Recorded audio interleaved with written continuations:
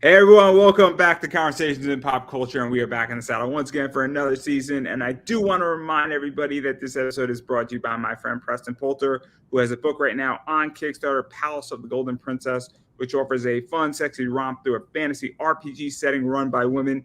Issue 3 is on Kickstarter, as I stated, and right now he's actually offering for anybody who signs up for his email list at pocketjackcomics.com a free copy in PDF form of issue 1, so you can actually try it before you buy it. And he's got some sick whiskey paint covers out there. I think RB White is on that campaign too. So it's a really, really cool book.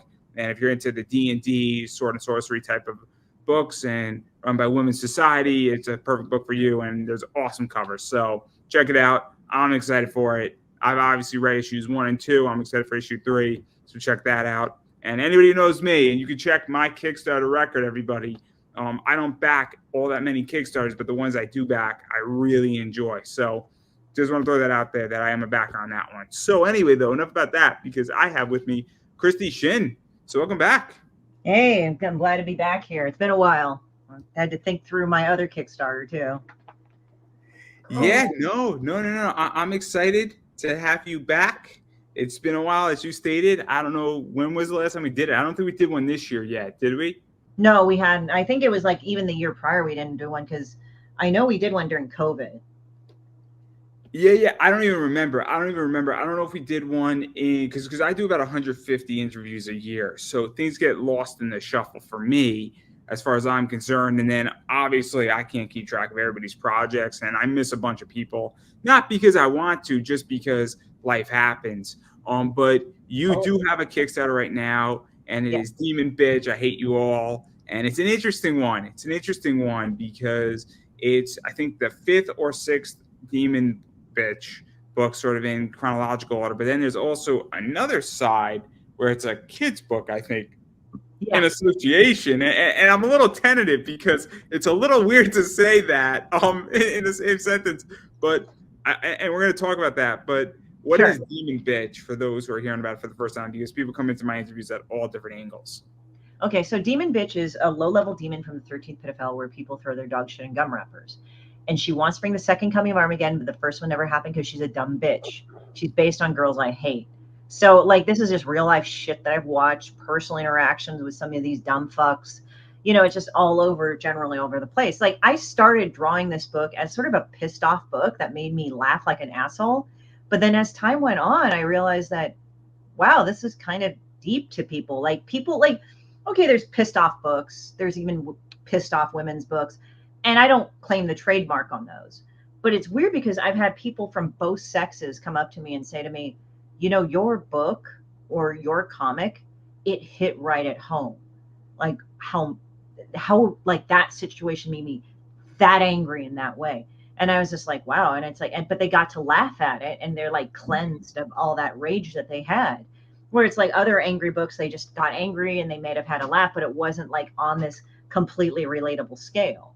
But it was just kind of weird how that happened. And I was just like, damn. And so I mean, I'm a Ringo Award winner, but it's for Mind Planned Parenthood. It's not for this. But it was kind of like crazy, like how in depth the writing was. And I wasn't even, see, the thing is, I'm kind of one of those creators that I don't set out to make the deepest fucking amazing content ever. Neither am I aiming for the shittiest content. It's just like I just draw it and let it be itself. And I guess that's works for Demon Bitch because people really like it. And even if like people don't like it or they get mad or they say, oh, it's not I don't care about the people that say it's not my cup of tea. I mean, I understand everybody has different preferences, but when they start like getting mad at me and telling me like how awful it is and shit, I'm like, oh, thank you, because it's Demon Bitch. It's supposed to be terrible. So let's actually talk about this a little bit because obviously, you know, there's things that I don't like in comics where it's not my cup of tea, right? So I'm not going to go read a Yuri book or a Yaoi book, for lack of a better word. I'm a big anime fan. Not my cup of tea. I like shoot them up action, which is just ridiculous. And I like to read a book that doesn't make me think and calms me down while I'm sipping my whiskey on my Friday night.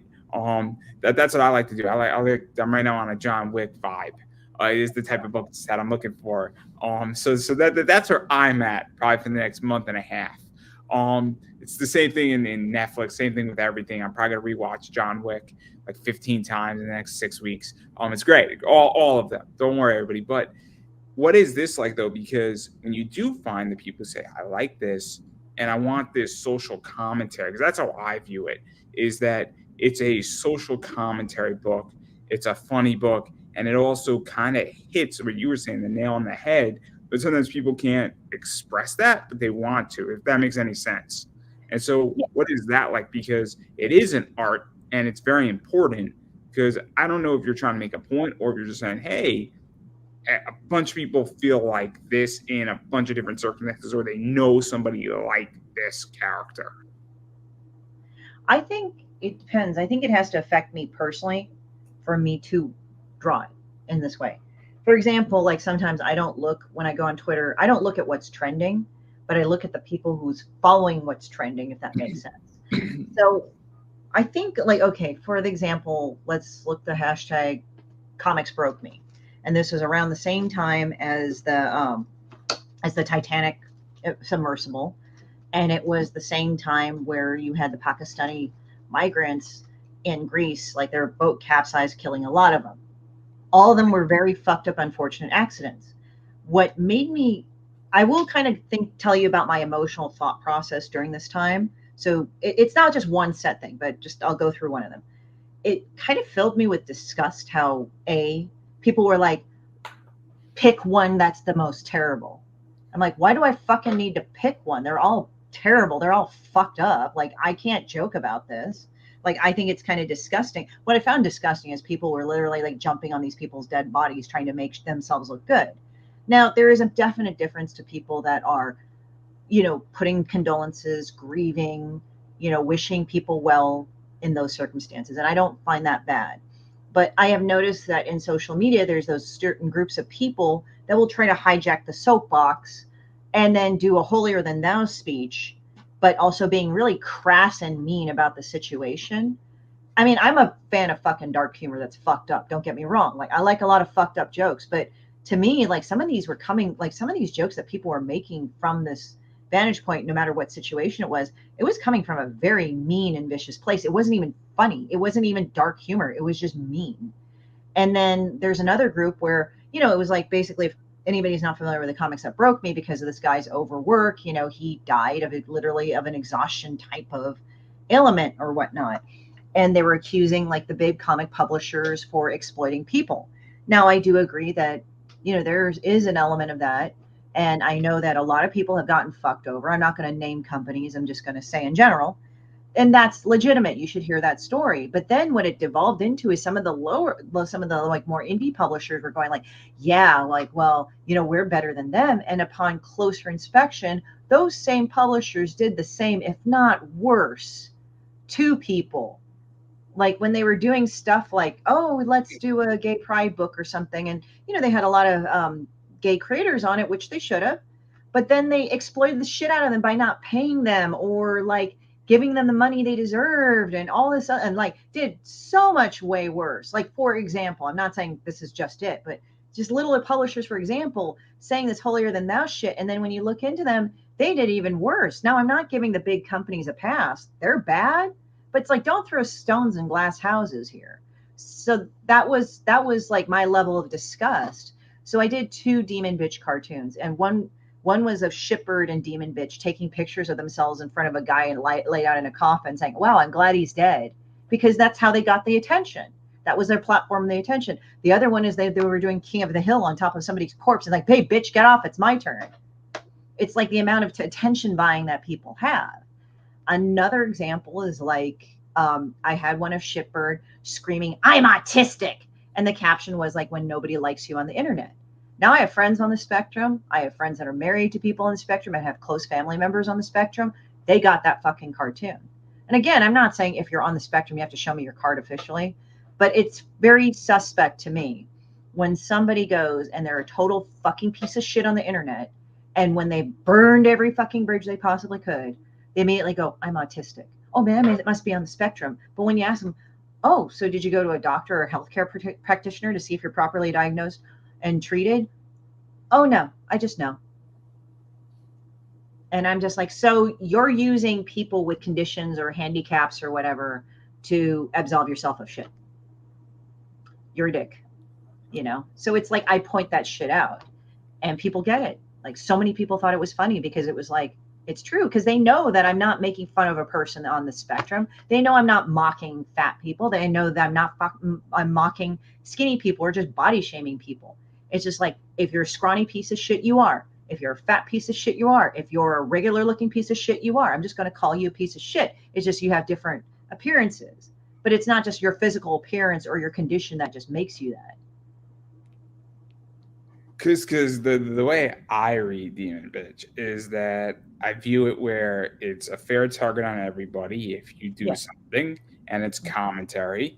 And look, you know, as I made commentary jokes, me and my friends were joking, and I'll be the first person to say about the submersible, saying, I guess they forgot to replace the batteries in the Nintendo controller, which I thought was a funny joke.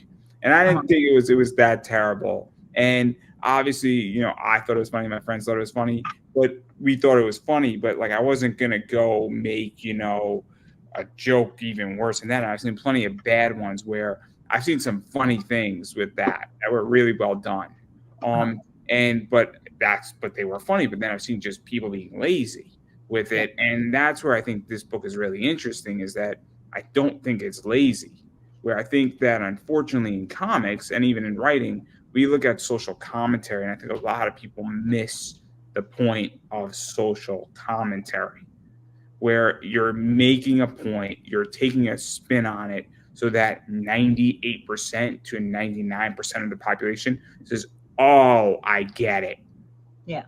And I don't know how to explain that any other way. And that's what I think is interesting about your book in particular, is that you do that with almost every single one of your cartoons. Naturally, if you did 1,000 cartoons, you're going to have a miss here or there, just statistically, just because nobody's perfect. It's the same thing with interviewing, where I'm going to have misses regardless of what I do. But the fact that you do that and you do it well, I think is what makes Demon Bitch successful by definition. Yeah. Thank you. It's just, as I said, I kind of think things through, like the precursor of the book, which you can also pick up on the Kickstarter. So all my old books that you have written and drawn, both, you could pick it up in both PDF form and in signing form or like physical form. And I'll personally sign the paperbacks too. And what's cool is that when I did that, it was just like more of personal monsters. Like, I guess I'm kind of like Matt Groening. Like, when you first move to LA, you have to just kind of like, you know, go and write a pissed off book about LA, because, you know, you have to go through the fucking stereotypical part about LA, the stereotypical douchey part, I guess. And so this is what ended up happening is that I just worked on the stereotypical douchey part of LA that I ran into.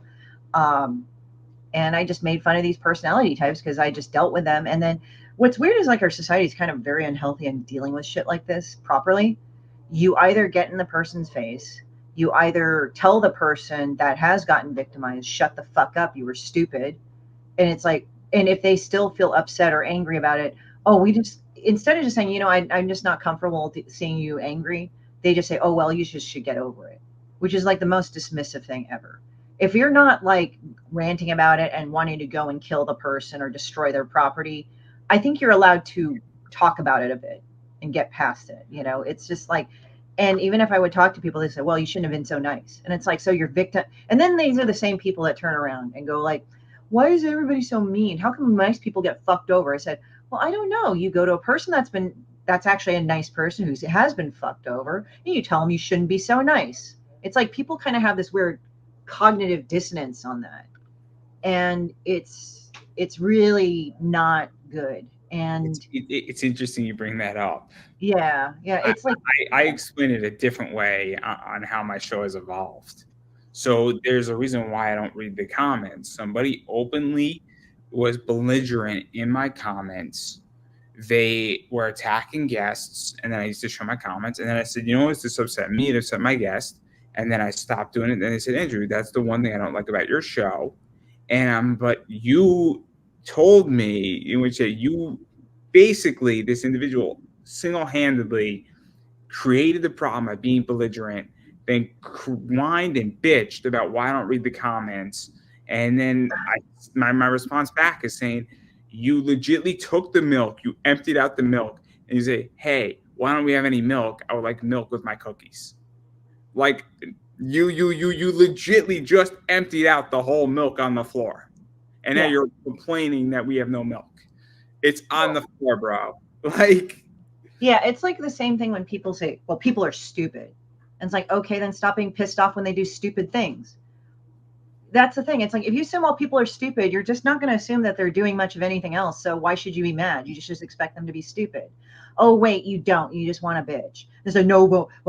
I'm just smart because according to this. Because I'm like, no, you just want to have a superiority complex. Well, aren't you saying there's no stupid people? Oh, hyperbolic. Great. No, there are legitimately stupid people, but a lot of people are very emotionally reactive. They can appear stupid, but sorry, I actually like to think that people should be held responsible for their shit. So no, I don't assume all people are stupid. I say people sure like to act stupid. That is different, but they're not stupid as a whole.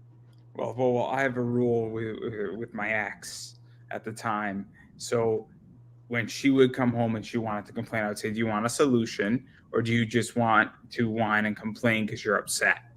And sometimes she wanted a solution, but sometimes she just wanted to whine and bitch that her coworker was being a bitch, Yeah. and that her coworker was being an asshole.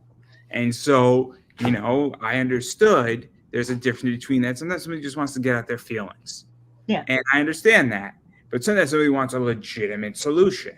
And I think we've forgotten how to ask those questions to people. Do you just want to complain for an hour and you're good? Or do you actually want a solution how to solve your problem? Or do you want both?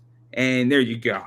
But I don't know if that's what Demon Bitch is for, but I enjoy Demon Bitch. That's all I'm gonna say. Well, thank you. Appreciate it.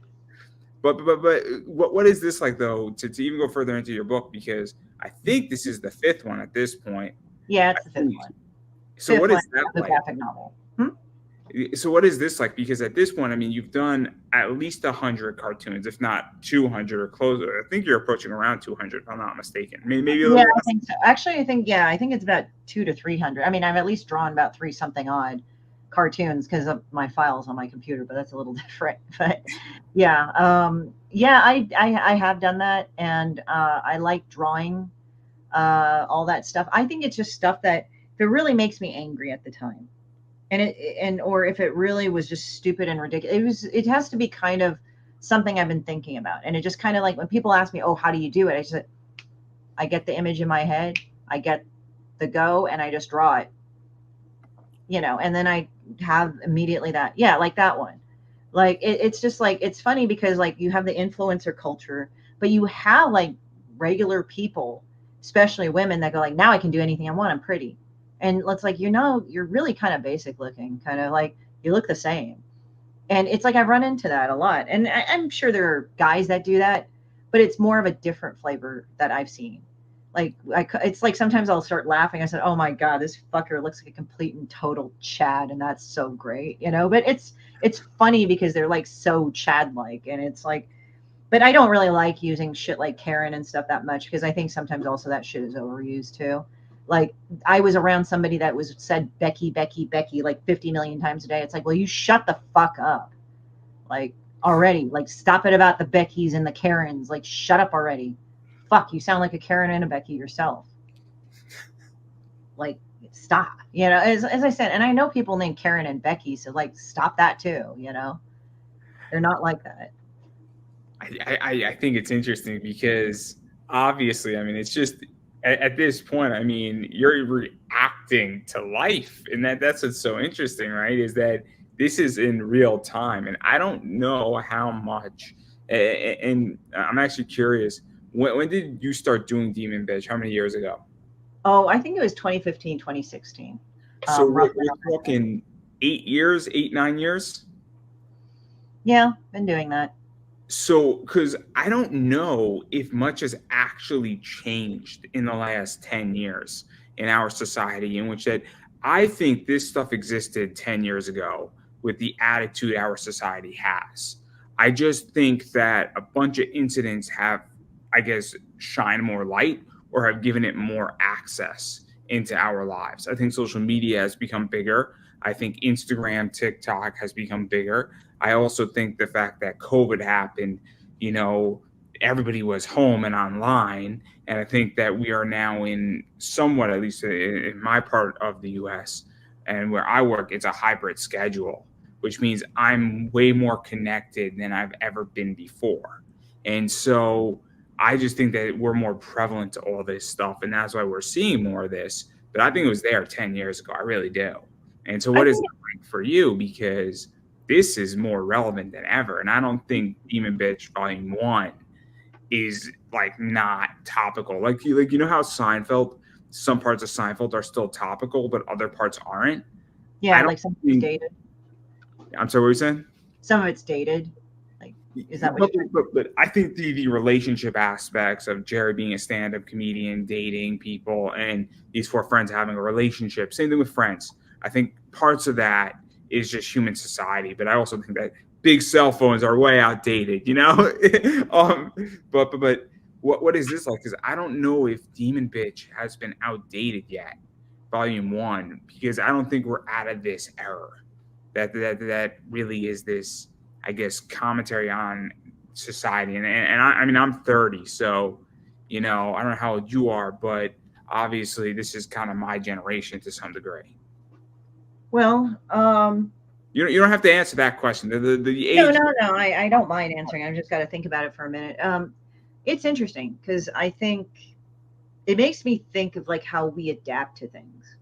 We adapted to having cell phones from being like convenient flip phones to like calling your mom, like from pagers to like being a little supercomputer in our pocket where we could access everything. So all in all, I think that most of the time, I think it's just one of those things like we just become more conscious of it as it goes on. Like I would say maybe 10 years ago, how people would pose as couples or anything like that. Now we can tell the difference if a couple is in fucking trouble and who's a real couple. Like if they're saying, I love you all the time and I'm taking pictures of us 24 fucking 7 and I'm showcasing how great am I. It's like, okay, so you guys are almost like going to get divorced or breaking up, right? But then if you have people like occasionally being with their families or whatever, and like how they say things and everything is different. I think we're coming across now as a culture like we're beginning to know the difference between real and fake in social media. Now people say, well, you can't really know. I said, I don't know. I think people are picking up more on it. Like there are ways to pick up on it. Hey, I think Taylor Swift and Travis Kelce are a real couple. I I'm rooting for them. It's a if touchdown, it I'm is, telling you.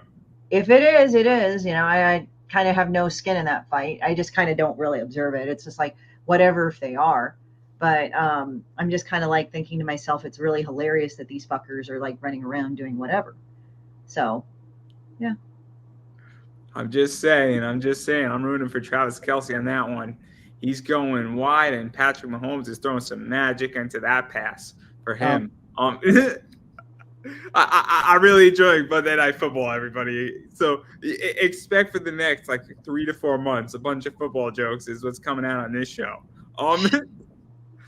yeah, yeah. But I mean, as I said, it's not anything terrible. It's like, as I said, it's just my observation of society. But I think that, you know, you can tell the difference. You can start telling the difference more where people are putting more of a show to be online because we all do it on some point.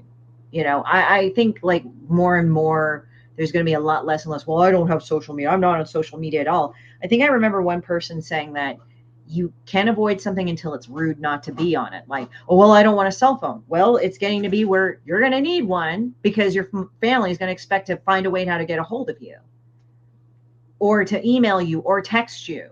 And a flip phone ain't going to do it anymore. And it gets to that point. I don't think it's like bad or anything. It is what it is. No, I think it's interesting where I know people who say, look, I don't want to have a Facebook. I'm on Instagram, I'm on Twitter or X, or I don't want to be on X. I'll be on Facebook, I'll be on Instagram. And I mean, I'm on TikTok, I'm all over the place. But even still, it is interesting because when you have, obviously this being exposed, I mean, it opens up so much more. And that's why I think people get Demon Bitch, where that's the whole thing, is that we are so exposed to it that there's no way in hell that we cannot not process it. And then you have a book that deals with that, and it's just like we see an influencer doing something that just infuriates us on Instagram, but we have no outlet, and then you hit that nail on the head. We're like, oh, we all get it now. They'll get it. And that's what's fascinating, is that I think we need more of it. And so what is it that even like? Because I don't want to say it's therapeutic because I don't want to cheapen the word, but in a sense, I think it's a release, this book, where I think it can be very much that, oh, there's somebody who actually realizes this is somewhat messed up and this isn't normal. In which that, because I think it's a complicated thing, because that topic alone is complicated. I mean, I love absurdity and I love reading absurdity. One of my favorite books is Razor Girl, and the whole book is absurdity. And this to me is social commentary, absurdity, making fun of society and questioning, what the hell is going on in society in a fun adult way. And that's what's so interesting about this whole thing, in which I view it almost like an experiment, a social experiment to some degree. Yeah, I think it's like with Demon Bitch, it's sort of like also, I was thinking about how accessible we are now. It's like, it's like if a person wanted to drop off the face of the planet, that's hard to. It's like your social media accounts and your online imprint are everywhere. Like, you have to be accessible to everybody. And I find that very interesting. Like, well, I put on my shit on private. I said, but you're accessible to the other people that are to the other people to the other people. Like, you are accessible, but the only way that people cannot access you is that if they show you, if you just choose not to show certain aspects of yourself online. But even then, people can pick it out. Like, I don't want to tell them like what I did in my day. Yeah, I took a shit in the fucking toilet and all. Like, I don't think I need to go that far about my day. But let me show a facet. Oh, here's my Kickstarter kind of thing. That's what I feel like showing a part of my day. I don't fucking like talking about what the fuck I have to eat and what great pictures there are. I just don't care right now. Like, that's not my thing. Maybe I'll take a picture of my cats or me and like some outfits or some modeling outfits, but I don't like go out, or my drawings. But I just don't feel like going every single fucking part of my day. I got to go and talk about some stupid cocksucking fucking thing all the time in my life, because I don't need that much validation. It's interesting in which that my life is very private. It's very private. What people see and the aspects they see of my life are chosen. So I have a day job. And when I got my offer, I didn't mention it at all on Facebook or social media, in which that it just wasn't important. And I didn't really want anybody to know, because that's not their business. And what I do, and I don't do anything bad. I don't want anybody to think that I do something bad, but that's not something that I wanted people to know. And I just didn't feel that it was necessary. And so there's a lot of stuff. When I get married, that's probably not going to be on Facebook. To be quite honest, that's a very private thing. And there's a lot of reasons why. I hate to say it, but I don't know who's out there. And I mean, not saying, but call me paranoid, but we live in a crazy world. So the less information on key pieces, it protects me. And you could call me paranoid, but I don't trust, society. And there's been plenty of crazy shit that's happened in the world that gives me good agency to believe what I believe. I also think that a bunch of other people have a job too. So it's not that interesting. It's not that interesting. There's a million things that are way more interesting. So cool, I just interviewed said person, and that's the other thing too, is that I think that a lot of people think A is interesting when everybody has a day job. 90, I mean, I don't know. I don't want to speak for everybody, but a lot of people have day jobs. It's not that interesting to have a 9 to 5. Yeah. And I don't feel like I have to announce it, but I agree. I think it's interesting in a lot of ways. But I do want to back out of this, and I want to talk about the other half of this campaign, which is the kids' book. That's a whole different beast. And this will now be a fucking curse-free fucking zone. Fuck. It's a completely curse-free book. It's hilarious because people think, oh, you just put the same thing of Demon Bitch in there. I'm like, not really. I mean, it's funny because like one person, it's so funny the reaction of people that get. They're like, I said, oh, it's a kid's book for kids. Oh, well, don't put the same things you put in that other book. I'm like, I told you it was a kid's book. But okay, so this is how it kind of happened. All right. This is a long, weird story. So I was at a convention earlier, Pasadena, I think Toy Fair or Toy Con or something. I forgot. So here I am. I'm just like, oh yeah, look at this. This is Demon Bitch. I'm there representing Caps and everything. And all of a sudden people come up to me with their single digit age kids. I'm like, oh, hi, how's it going? I mean, I have Demon Bitch, so it's like, that's what it is. And then they come up to me and said, oh, can we look at the book? I said, yeah, you can. And then they pick it up and they put it down and they have their kid read it. I mean, it says demon bitch. Like, you can tell by a title like that. Like, I didn't make this for children. And again, the content is actually PG-13 and up. It's not like super sexual or anything, but it, there are adult situations. And yeah, they started saying, see, look, you can be a comic artist just like her. You can create comics like her. I'm like, okay. And so I decided, fuck it. Why don't I just apply to some all ages shows? So I did, but I sent them everything. I did not hold back. I just said, here you go. Here's everything. They had voiced their concerns. And then after the show was over, they would come up to me and say, that was great. I said, and they said, we were a little worried about that, but you know what? Come back again. So let's actually talk about this, because obviously I'm not a parent. I don't know if you're a parent. Again, you don't have to answer that question. But I'll disclose I'm not a parent yet. And so obviously, I think that when I was raised, and when I was 7, language was different. I think the word fuck has become watered down, right? I think cursing in general, sexual situations in our society have become watered down as far as television, and even when these kids are being exposed to that. That's just my thoughts on it. Not saying that you should bring your 5-year-old and put on, a rated R movie for him. Not saying that, but I think age has moved a little bit, where I think PG-13 for me is not PG-13 anymore, is my point. Yeah. But I also think that parents are also more liberated. I think parents are making more choices on what they want to expose their kids and when they want to expose it to them. And so what is that like? Because that experience of bringing a book called Demon Bitch to a more kid-friendly environment, obviously could have blown up either way. And it's really interesting because we're in a different era now where it is definitely, I don't want to say more progressive, but maybe more libertarian. Maybe more open might be a better word to use. I would say open, just because kids have better access to everything. Like, you go on the internet and do a search string and that's it. I think on the whole, it's kind of like, initially we kids would like get access to adult shit, even though it was restricted. Like, oh, let's get the fucking Playboy, to like, now let's go get the new dirty comic. Now it's like, oh, let's put in a search string of blue waffle. Oh shit. Like it's like basically we went into the cerebro of fucking the internet, of horrible things. I mean, we all knew Goatsy back in the day, when we were kids, to like young adults, and we're like, oh fuck, So it was like gross shit that you could look up. I mean, there was Ogrish, there was Rotten.com. They had all those things, right? They didn't have paywalls or anything. You could, if you knew the name, you could get it. But at the same time, when I did this kids book, it was kind of a joke, but it was a legitimate kids book. So I remember hearing once, like on a show, and I can't remember the show, but one of the women had received their book. I was a little kid, and it's like, oh yeah, they sent your kids book back. It's like, hey kids, meet Mr. F word.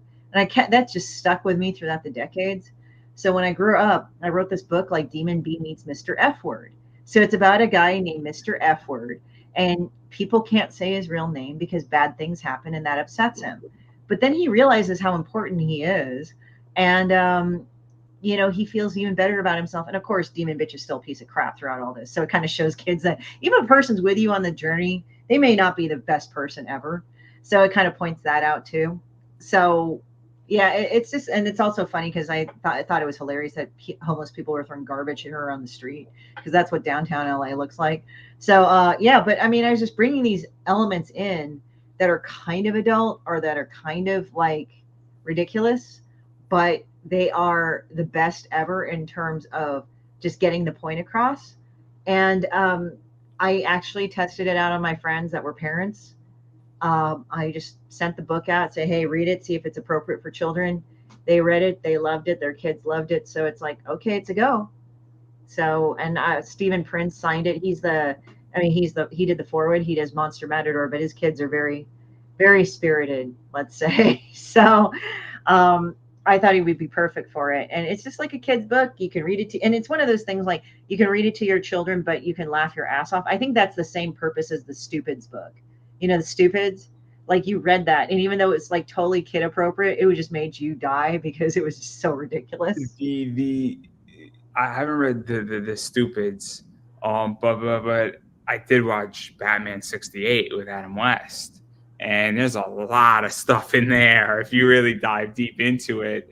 Where remember, Robin, drink your milk. I mean, you can interpret that however you want to interpret it. I have a very dark position with that woman. A very different interpretation than most people do. I also have a really messed up interpretation of Neverland, but we don't have to go into that.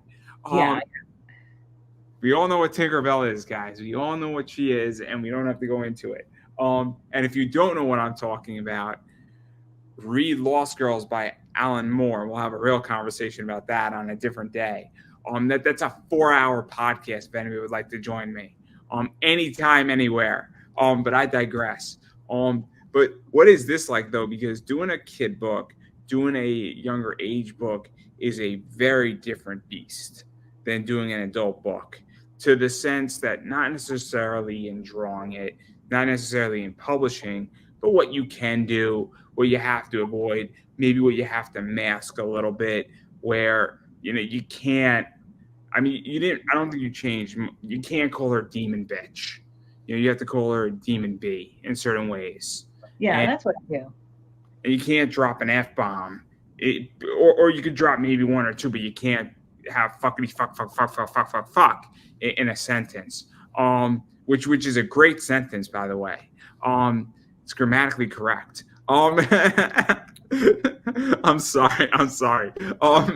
It's true. I think what it is, like with Demon Bitch and Demon B, I think purposely not putting the swear words in there, it kind of puts you back to being a kid. Like, you couldn't say bitch, but you say Demon B, or the F word, the B word. It's kind of like stuff like that. It puts you back to being a kid. It's like that little naughtiness. Like, I've even had some people that, even though they were talking about Demon Bitch, the other book, the Demon Bitch, and then it's like they look like they were gonna get smacked across the mouth. It's funny. Like, they had this look like, you're gonna smack me across the mouth or something. I think it's interesting, and I think it's fascinating, and obviously, this is just one of those things that also I feel opens up a wider range for you as well, because somebody in which that it is definitely a younger, book and aimed at kids, and I think every business, if they can, should have multiple lines of product, and they should have multiple lines of things. So if you're a publisher and you're putting out a property, I think it's very important that you have an adult book. If that's what you want to do, you have a kid's book, and then maybe you have like a PG-13 book, because it expands your audience. I was speaking with Rob Multari, and I know that Mog Park well. And so Mog also has a print on Demon Bitch too. Yeah, I think it's this one, right? Yeah. It's like there's a sucker born every minute, and it's like, why you draw her all sexy? Like, what the fuck? But it's funny when people draw her all sexy. I don't get mad at however anybody draws her. It's just kind of funny to me. But what is that like? Because Rob Multari just did or attempted to do a children's book. I don't think he made it. With wolf pups, and I've read parts of it, and I thought it was really well done. A really nice board picture book.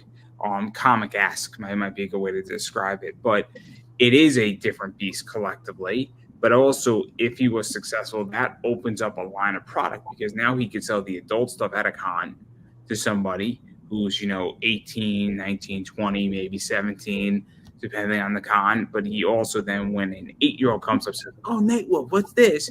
he has a book for them and their parents. And I think it opens up a lot of doors economically. And I think this is something that creators sometimes don't get, is that once you bring a kid's book on, you now have a product for everyone who comes up to your table, which means you could sell to everyone. If you have a not safe for work 18 or older book, everybody hopefully gets to the age of 18. There's a lot of 18 plus year old people, but there's also a lot of people at a con where little Johnny's 9 years old going with dad who's 40. And dad might not want to buy Night Wolf because Johnny can't read it, but he wants to reward Johnny for being a good sport. I think I'm making logical sense, right? Yeah, there's different ways that you can go and sell the product, and many different ways of things happening. I would agree that too.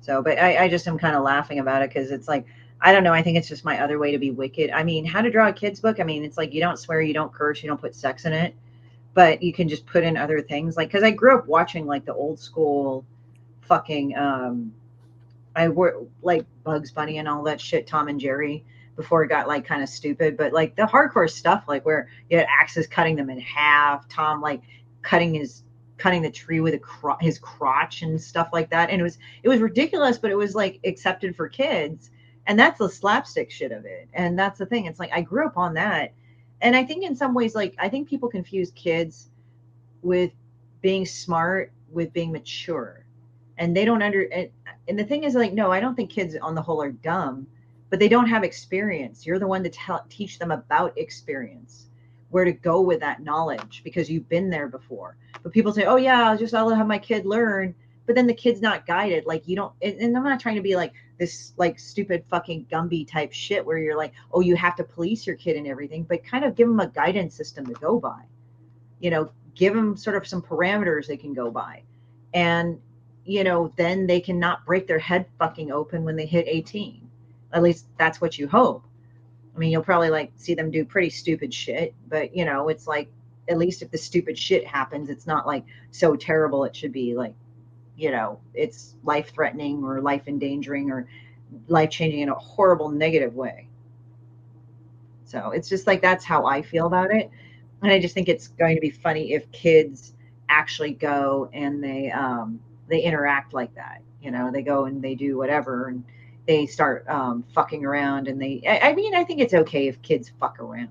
It's just, I don't know what's going on about like this whole thing with kids where, it's so weird, because in the aspect of today's society where people are bitching about the most space and empathy, and they kind of don't do that with each other online. Yeah, no, it's interesting. So obviously, I have somewhat of a background in education, and there's a whole thing about social and emotional learning, and that's great in the physical, but it doesn't exist on the internet. It doesn't really exist in corporations. It doesn't exist in the world. It doesn't exist in the supermarket, and it's really interesting where we're at with all of this.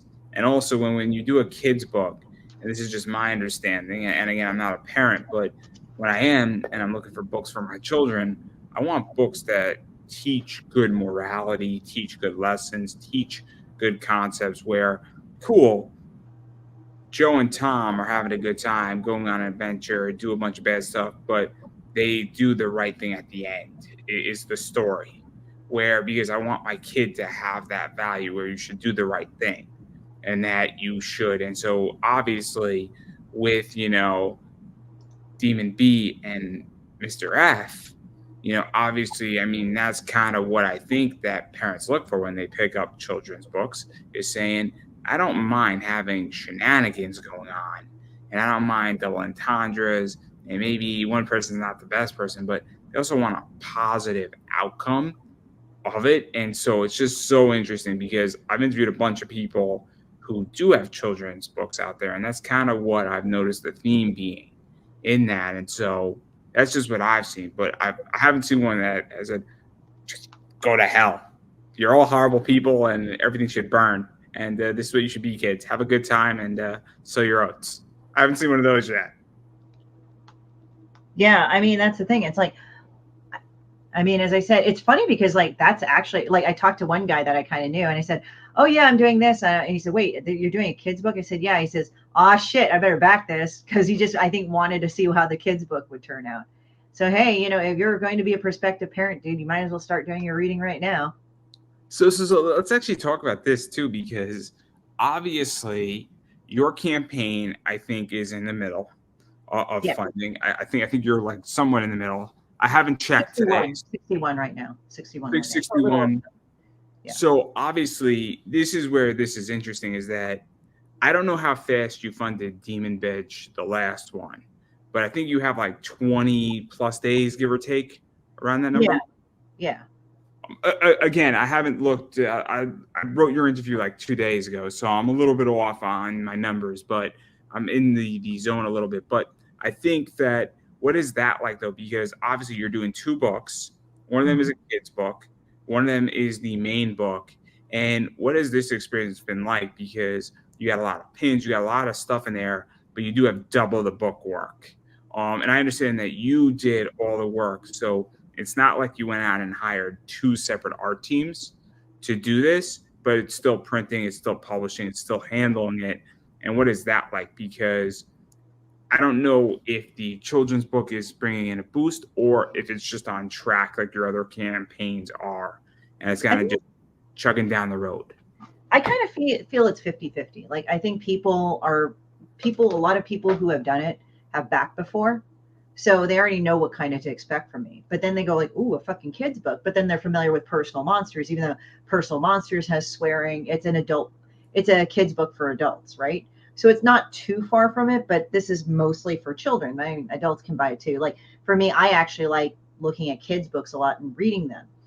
And it's just because I want to see like how the graphics impact, how the words impact at such a simpler type of not rate, but in a method of telling. Because like children, they learn this much, right? And adults have already been up here, in terms of learning and experience. So I kind of want to see how well it teaches to people that don't have much experience, namely children. So sometimes I'll start reading kids' books just to see, oh, okay, and let me see, like, and this is me taking me as the adult out of the equation. If I read it and it's like, this is fucking stupid, I didn't like how it did it. It's not because, oh, I'm an adult reading a kid's book. It's like, as a kid, how would I feel if I read this? Like, would I look at this and like, that's stupid, and just fucking not pick it up again? Like, you have to think about these things. Like, you kind of have to take yourself out of your shoes and go back, because we all have been kids at one point, right? So we kind of remember what it's like. So I'll like read it as a kid, and it's kind of funny because like there's some books that are immensely great, and there are some books that I'm like, why the fuck did you write this for a kid? This is fucking boring as shit. I don't like the art, I don't like the colors. And it's not just, I mean, I know personal preference can be into it too, but sometimes I'll try to be objective, and I said, I didn't like the artwork here because I thought it was just too much of this. And it's not even the moralistic thing like, oh, it was too sexual. I don't really see that in the kids' books I've read that have gotten my eye, but it's just like, is it something that would be engaging on a certain level? And I have a pretty big intolerant view of artwork, but sometimes some artwork just is kind of like, okay, I don't really care about this, whatever. But yeah, so it's like with this campaign, I actually really like the fact that, with this campaign, people back it because they're also A, backers of mine already, and B, they already are familiar with Personal Monsters and they love it. Or if I'll bring it up and say, oh yeah, I did the kids book. I said, okay, how the fuck do you do this? That's their second bit of curiosity.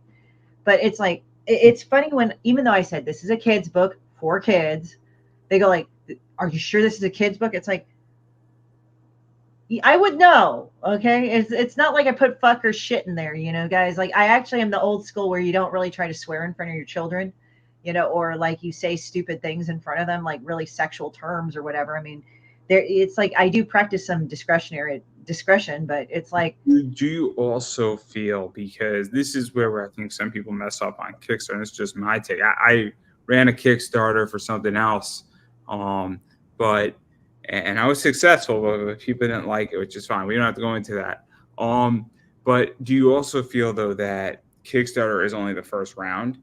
Because to me, and the way I view kids' books, and I have a possibly different viewpoint, I might be speaking out of turn here, but I think the real play for a kid's book is at a con. I really do, or in a comic. I'll probably sell it at a con, like especially for all ages, like, because I've had people that say, "Do you have anything for children?" I just have this, and Personal Monsters is the next best thing. And sometimes they go for it, sometimes they don't. I always have them read it. I think what it is that I think kid books are really difficult on Kickstarter. I really do. I think it's difficult because I think right now the algorithm on Kickstarter is bad girl art. It's also flashy covers, variants, and that's just my take. Or big names, help a lot too. So Power Rangers doesn't need a sexy girl. I don't need the Pink Ranger in a bikini to sell my Power Ranger book from Boom Studios. I would like it, Boom Studios. So if they're hearing this, give me that, and I'll be back at number one. But I don't think they need it because they have a licensed property. But I also think that kids' books are really hard. But I think at cons, from what I've heard from people, they clean up really well with children's books. And so I think it gives an option. It gives an option for parents to, because like the other only kid friendly fare that you have is like Marvel and DC and maybe some Image, but other than that, it's like, I don't even know if they're friendly though. Marvel and DC and even Image. I mean, you go to Image, there's things in Image that are not kid friendly for sure. For sure. Saga looks like it's kid friendly. Saga is not a kid friendly book. It's drawn like a picture book. It is anything but a picture book. But that's just my take, and I was just curious what you thought about that, because I think you'll kill it at cons with this book. I do. Yeah. I mean, as I said, right now, it's like as I sell it, it's like people really go in for the curiosity, but I have sample pages up. So it's not like there's any question what's in the book. I mean, obviously, I'm not going to put the whole book up there, but I did put up a decent number of graphics. So just say, hey, this is how it's written. This is the format. And then obviously I don't want to ruin too much of the book, but I do want to just mention rewards that you got really quickly. Obviously you have Demon B meets Mr. F digital. I think you have Demon Bitch Pen 15. I'm very confused what Pen 15 stands for. You know that meme where they had pen is here? Like, but it looks like penis here, but I put pen underscore 15 so that I could get it. Well, pen 15, like it's like leet for penis. So, but I didn't want to go and get in trouble for saying penis. So pen 15 underscore here. So that way it's like, no, it is. And it shows Demon Bitch holding a pen. So it can't be confused as adult material, but it's a play on that adult meme, like penis here.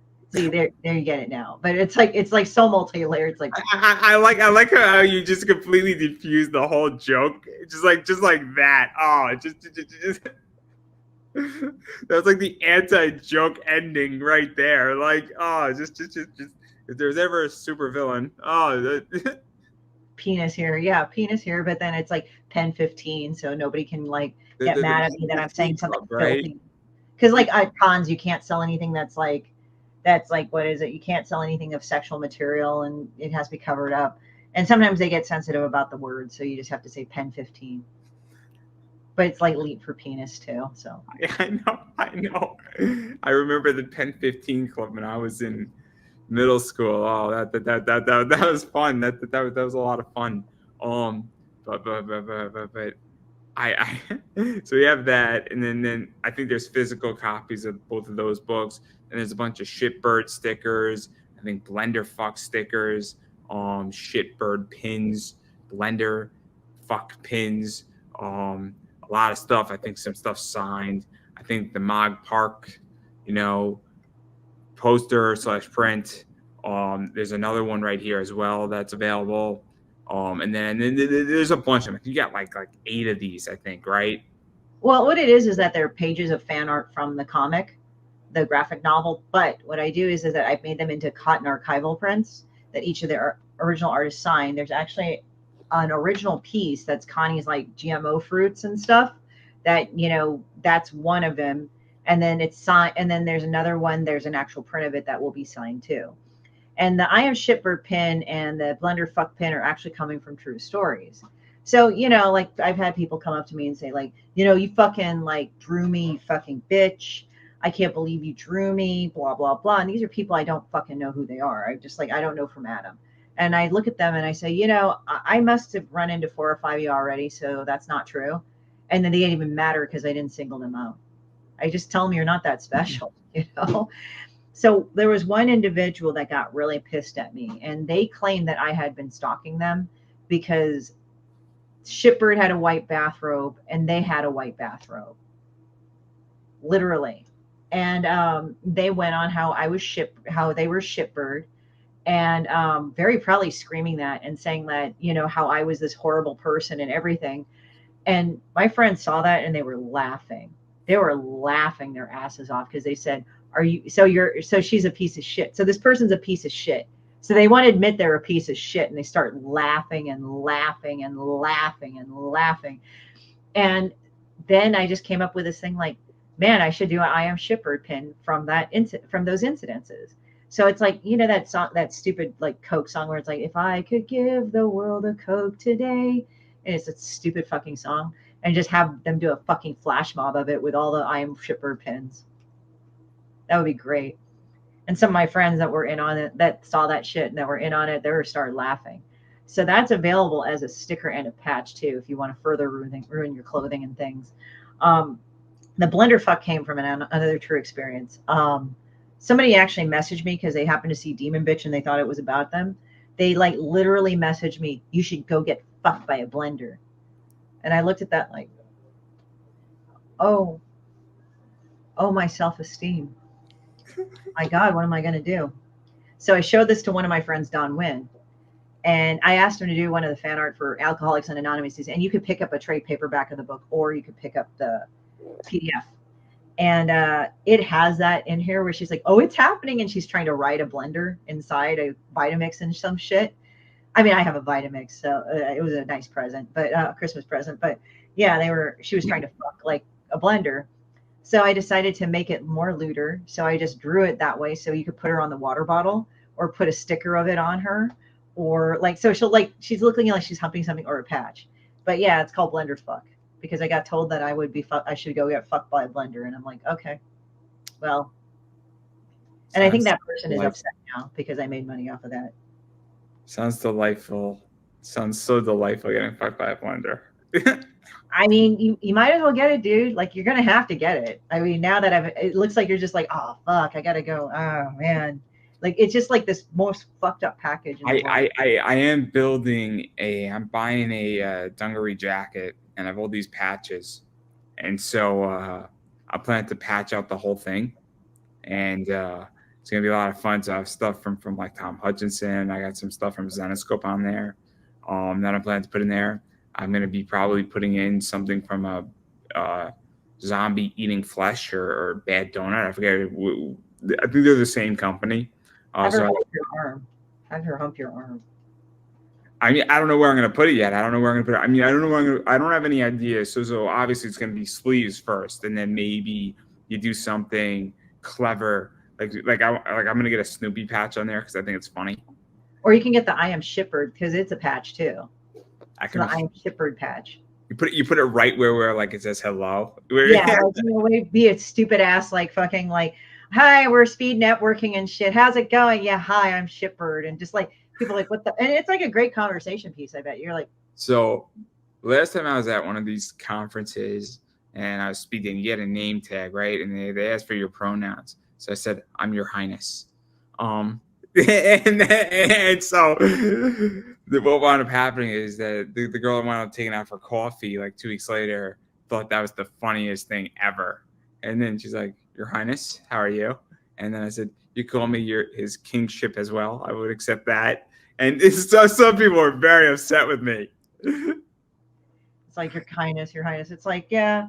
I mean, there's the thing. It's like, I think it's funny. There's a mixture of, in America, like, people don't have a fucking sense of humor anymore, but yet they're trying to have a sense of humor. So when they make jokes, they're just assholes. Where if you had a sense of humor in the first place, you wouldn't make jokes that made you sound like assholes.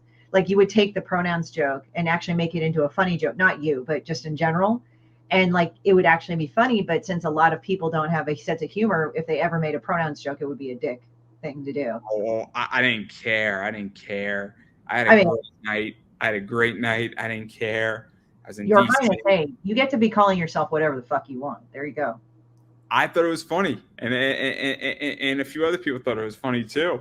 And the guy who was standing next to me saw me writing. He's like, "Oh, dude, fucking hey!" Like, he's like, "I wish I thought of that." I'm like, "I know." It was great. It was great. It's like, and he's like, "Fuck, I can't do that." And then the guy next to me was just like so angry, like not angry, but he was like playful angry. Oh, it was great. That whole night was a blast. Best part of it is that it ended with coffee with somebody 2 weeks later, and she was cute and it was fun. So that was the important part. It worked, guys. That's all I'm gonna say. If it didn't work, it would have been a okay night. But I digress. I do want to back out. I don't know. You get everything pretty much on your campaign, right? Anything deep you get.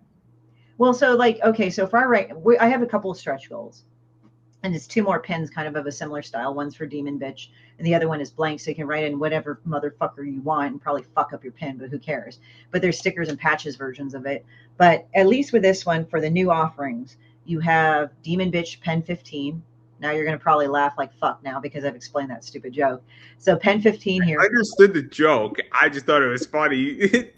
How I disseminated why I wrote it as I did. Yeah. I knew what you were referring to. I just thought it was funny.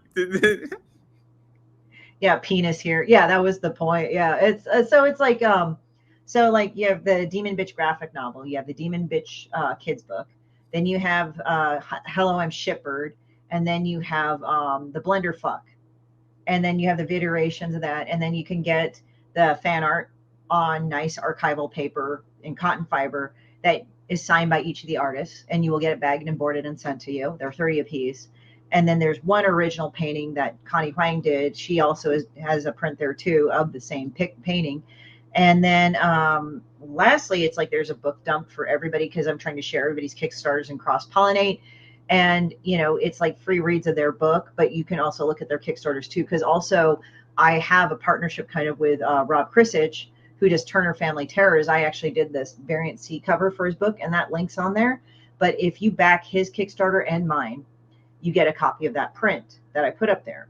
But not only that, but it's like if you back both digital rewards, both him and mine, then you get the digital version of the print. Now, if you do both physical, then we both sign that print for you. And it's a 5x7, I believe.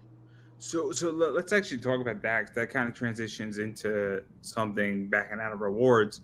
Where how do you feel about the health of Kickstarter right now? Because, and this is my take, is that campaigns are struggling. A bunch are. Things have slowed down. And my take is that the economy is complicated. And obviously, I don't have great morality because I just saw a lot of decline in my stocks and equity, and that doesn't help me. I have concerns about the company I work for.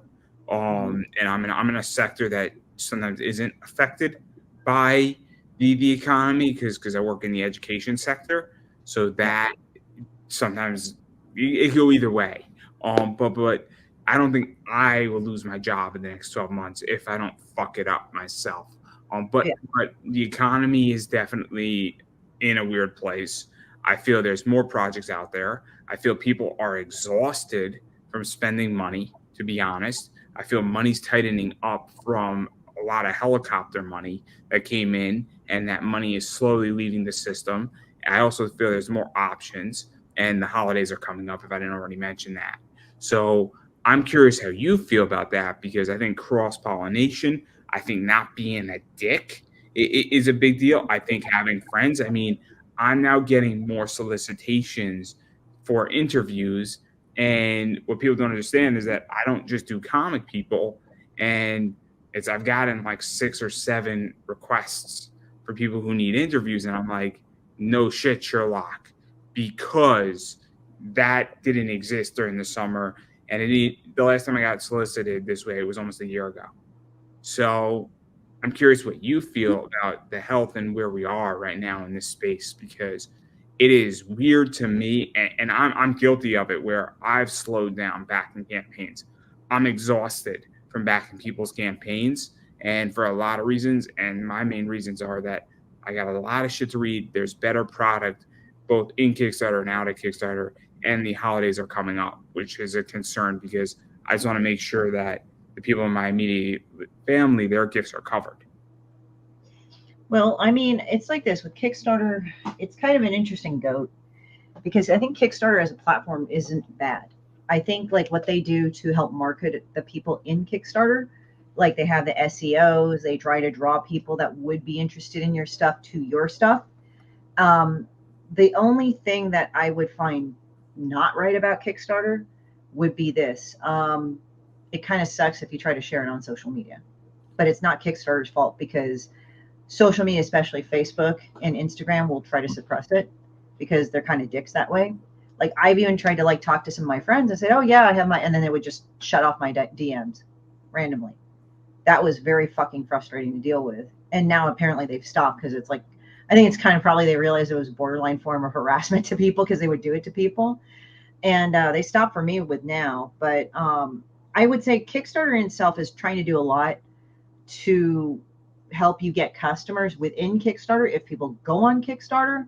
But to go on Kickstarter, you kind of have to go like, hey, get on Kickstarter. I have this thing. And that's the part that's kind of problematic. Now with money, I try to go and expand everything to like what could be affordable. Like if you're not sure, you want to test out the book, all the PDFs are $5.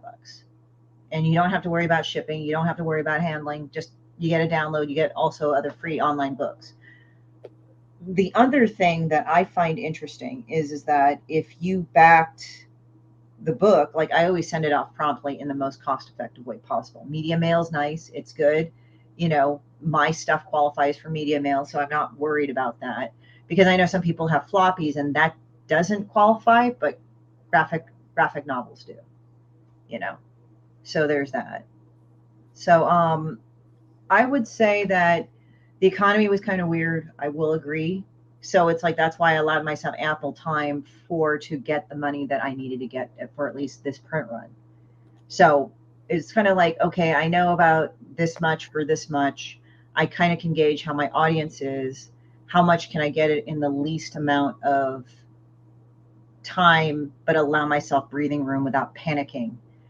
And I think I've been doing it's a pretty laid back Kickstarter. Like I'm actually funding at a pretty nice pace. So, I mean, it's like not meteoric, but for what it is, I have a lot of dedicated fans, so that's good. But at the same time, it's like going on these shows helps me to find different people. And I'm glad I'm actually a pretty gregarious person. So if people talk to me, they like me. And so they like my product. And like they really underscore that. They say, oh, well, you know, if you talk to people like that, blah, blah, blah. I'm like, actually, that's probably the best thing you could do because they could read your Kickstarter. And I try to write my Kickstarter like if I have an attention span of a fly. Because it's like I sometimes go on a Kickstarter, I'm like, this is a lot of words. I'm kind of done. But if I look at it and like I try to laugh about it, at least it'll keep me interested. But give me information. Yeah, because this is to even go into that a little bit where, you know, obviously, I mean, I find the whole comic space and pop culture right now to be up in the air. And I find that you have to capture my attention. And obviously with a comic or a graphic novel, you have different tools than with a movie or a movie trailer. And my attention span is, you know, like 10 seconds in a movie. So if something doesn't happen in a movie trailer within 10 seconds that interests me, I'm like, I'm bored and I'm out. Same thing with covers, same thing with a bunch of other stuff in comics. And what I'm finding, and this is just me, and maybe I'm the odd person out here, and I'm more than happy to, you know, take the L on this, is that a lot of comics to me are becoming more and more generic. And I hate to say this, but also a lot of times when I'm backing books now, is I'm backing just for a cover and I don't even crack open a book. And I just like said artist. And I understand that that has become a bigger thing. And so what I'm curious how you feel about that, because obviously Kickstarter's algorithm really is playing right now towards that idea and that beast, where I don't know how many people actually crack open a book. And I'll be honest, I mean, if I'm spending $50 for a book on Kickstarter, probably not cracking it open. I think for me, it depends. There's like a lot of buyers on Kickstarter that are different. Like there's the TNA, covers that people blame. Oh, well, they're taking away our business and stuff. I haven't noticed that really. I think the TNA covers, to be really frank, that actually has like people like, oh, it's just titties. Like, who cares? It's like, well, a lot of these covers are actually done really well and they actually get really good artists. It's usually the collectors that buy them that want to invest in them. I don't know how that equals it, but I guess I think what it is that they kind of think about pinups and things like that, like the old school pinups and shit. Even though like, depending on that level of nudity or whatever, but I think the people that get those and do the pinups, it actually pertains to their product. Like let's say Lady Death, right? She does TNA covers, right? That sort of makes sense for her brand, right? If I did that with Demon Bitch, people are like, Do you think though, because I'll give an example, right? So Zenoscope is borderline, in my opinion, where they don't show any nudity in their book. There's no Robin Hood is not taken off her top, but they'll have a Z-rated cover, which is their nude cover, and you'll see Robin Hood's, breasts, and it's great. It's a beautiful cover. It's an awesome book, right? Nothing intrinsically wrong about that, but their cover reflects their character, but it doesn't necessarily reflect what's in the book. But then you have Lady Death that does, but then you also have a book that it's a character and it's a sword and sorcery type book, and then you have a topless cover, and I'm kind of like, yeah, I get that it's a badass chick, but what you're advertising, full frontal nudity, doesn't exist in this book. I mean, we've seen this with things like Comics Elite, and not to throw them under the bus, but they just did a full frontal nudity Princess Leia Shikari book, and in a Power Hour book, and that had nothing to do with Power Hour. So, well, that's because of Shikari. Shikari is a well-known artist, and it's TNA, and it's a collectible. That's the thing. As I said, it's like, yeah, there's the TNA, but I think it kind of reminds them of pinups. I think with people, like people think, oh, it's just jerk off material. It's like, I don't know if it's really that. I mean, we could assume that, but I think it's like pinups, like they're sexy, but it's like, it's not like full on like porn. If you get, I mean, there's some that are sort of like, ooh, like she's bent in a certain way and shit, or erotica. Like there's plenty of erotica books on there. But again, I think it kind of has to fit the brand. It kind of has to fit the character, because like if you look at fantasy shit, like you see Stanley clad chicks all the time and near naked chicks, so it's kind of expected, even though if it's not in the book at all.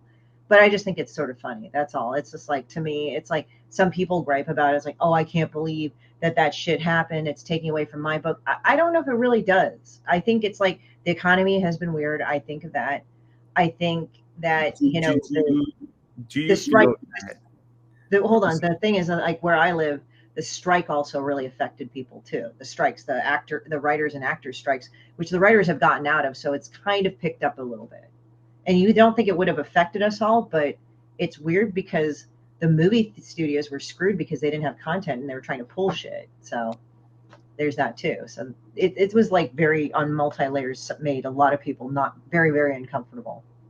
Did you also feel though that, and this is just my take, and I'm curious what you take on this, that if you have a Bad Girl art cover done by a great artist, one of my favorite artists right now is Greg Boy Watson. I love everything Greg Boy touches, and that great, you have it on your first issue, you do a good job with it, but then your book sucks in the writing, because this is the thing about Zenescope. They have a badass cover by somebody like Elias Chazoudis or Ebass or John Royal, but if the book sucked and the writing sucked, I'm not coming back for issue 2.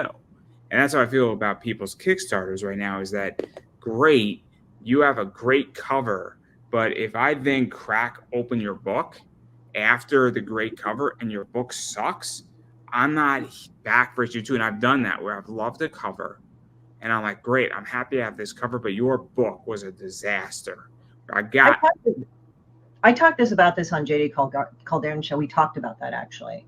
And it's like the art has to kind of at least be decent to match the cover, or if it has to match the cover on a certain level of quality. And that actually, the thing is, like, you're going to get the first seller. I mean, as I said, I didn't mean to interrupt, but I was just thinking, like, we did talk about that too. And that's like the conclusion is like, if the artwork is not, and storytelling are not comparable to the cover, or at least decent, then people may just buy it for the cover, but then they say, fuck it, the next time it goes around. They're not going to come back. Because that's the dilemma I'm winding up in. And then I'll go, and then they have another cover on issue 4. I'm like, I don't really know what your story is, but I like this cover a lot. And that's what I mean in the collectible. The collectible factor. And then it becomes a collectible, but then also you have me as a repeat buyer. But you don't have me as a repeat buyer for issue 2 and 3. You have me when you have a certain artist on there. And then it creates a whole freaking caboggle and a quagmire, I think, for certain people, because it's like, you got to earn my dollar again. And that's where I'm at as a fan, is that everybody on Kickstarter has to earn my dollar now. And I am not a return backer. Very few people have me as a return backer. I mean, they just did a Lady Death book, and I was not a return backer because I've only backed one Lady Death, and I wanted to see how it was done and how my experience was. And I wish Brian Polito and his team held off a week or later, or got me my book faster, because I probably would have been a return backer. But given that as my first experience, I didn't feel like saying, I want to see how did this go, which I also think is a big problem, is that running Kickstarters without getting me your book. Just so for me to experience what you put out, because how the hell do I know if you did a good job or not?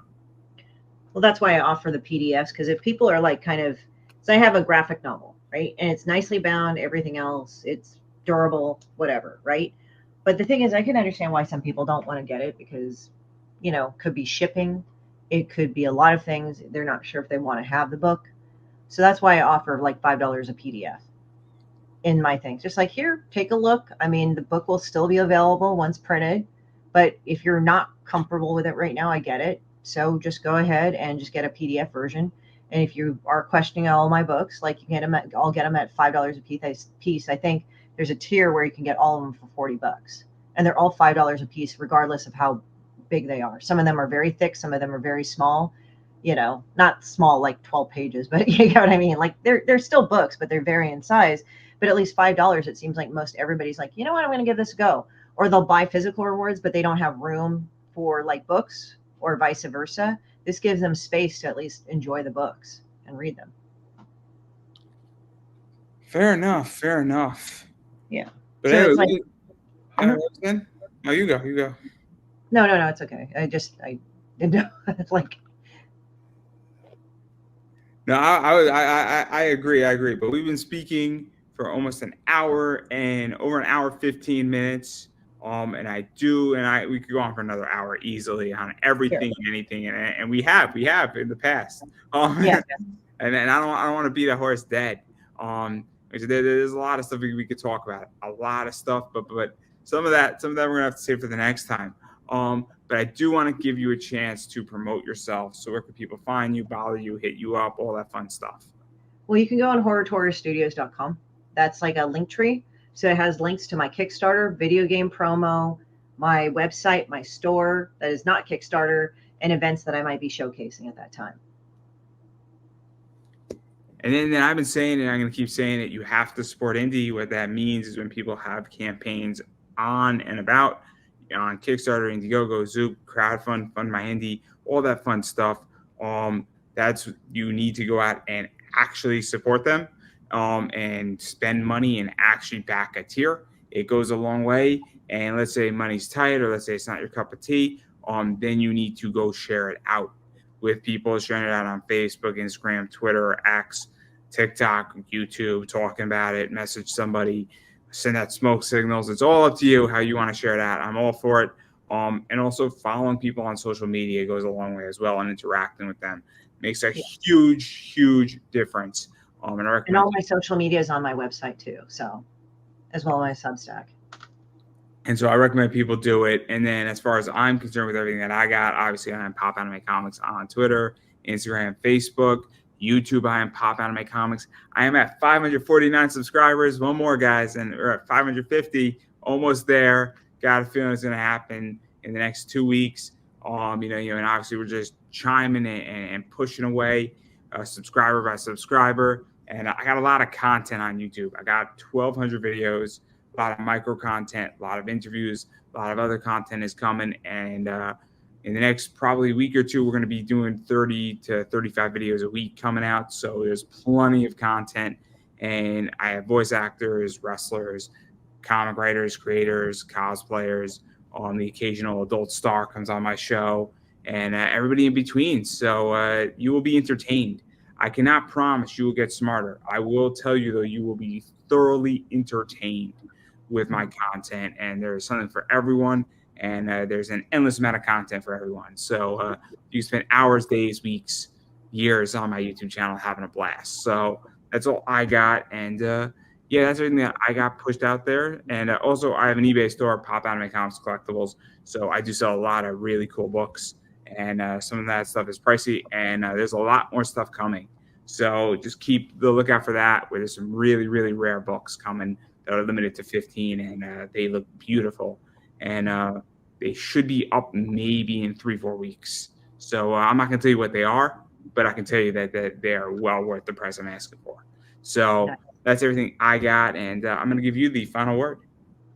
Just go ahead and check out the Kickstarter. There's not one thing where you can get a foul-mouthed, pissed-off book and a kid's book that's totally appropriate for children to be in there. It's very reverent and very fun, and I would like you to read it so I can write you a very rude, gross thank you note and very rude, gross things in each of the books as well. But I'll tone it down for your kids in the kids' book. Well, I don't think I could have said that any better myself, everybody. And that is a wrap.